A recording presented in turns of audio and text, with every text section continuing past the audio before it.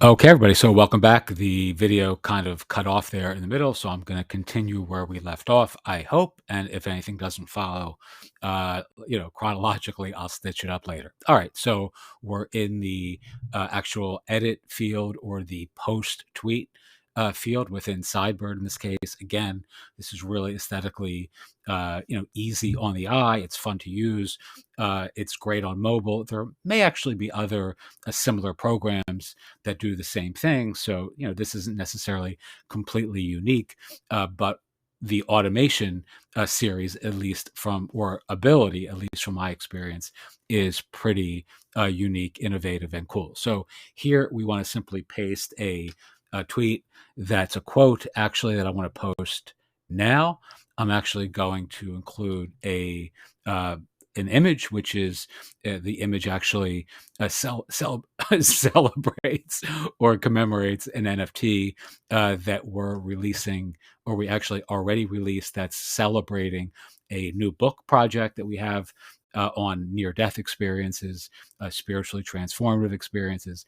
All the folks who contributed their stories to the book are going to get this commemorative NFT that was generated via Midjourney using a permutation of this prompt, a T.S. Eliot quote, and I want to share it on Twitter, right? So that's basically the thing I'm going to show you here, because it simply is, anything that I can demonstrate, as part of this video, which I just said pretty badly.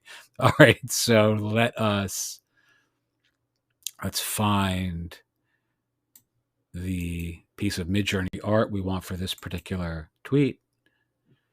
There it is. This is actually the piece of art that we turned into an NFT. I'm going to maybe tag this Midjourney.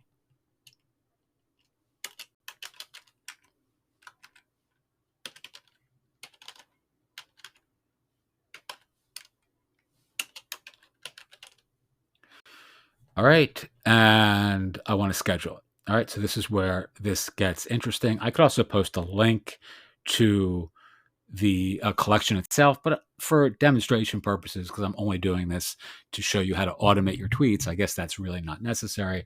Let's schedule this.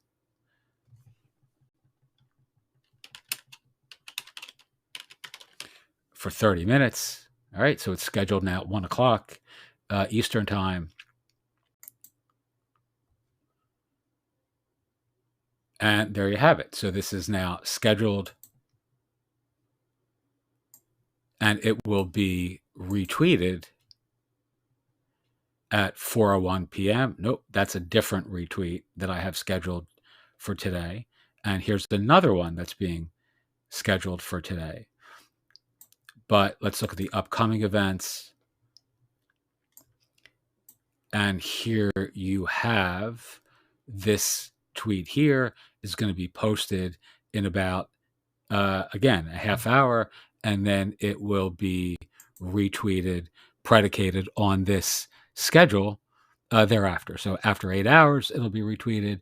After 22 hours, it'll be retweeted again, and then it will be cleaned from the timeline. So just the original tweet shows up after 24 hours. And again, you can edit these, change them. You can remove the automations. You can change the sequence, the chronology of them. You can do that midstream as well. I've done that, something that I've tweeted twice, let's say, that I don't want a third time to be pinged to all the folks who, kind of commented on something or liked it or whatever. So, I'll play with those settings on a individual basis, but it's really quite cool, and it's really quite effective. And I'll do another follow-up on this particular tweet so you can see, what that looks like. But as you can see, this is highlighted. It's coming next at 1 o'clock. And then as you can see here in the automation sequence, you have two other tweets coming, one at 4, one at 6, and I don't have to do anything to facilitate that, which is really great. All right, and again, from a metric standpoint, you can see that it's working, right? I mean, my overall Twitter presence is pretty lackluster overall, but even in with that being said, I'm certainly getting a huge bump automatically by dint of these automations that I wouldn't be getting otherwise, because I don't have the time to sit around and just tweet stuff out or retweet my own things, over the course of the day. Nor do I want to. This is very, a very cost-effective way of expanding my influence, 10xing my impact in the fullness of time. This will have that sort of yield relative to, having manually done all this work on my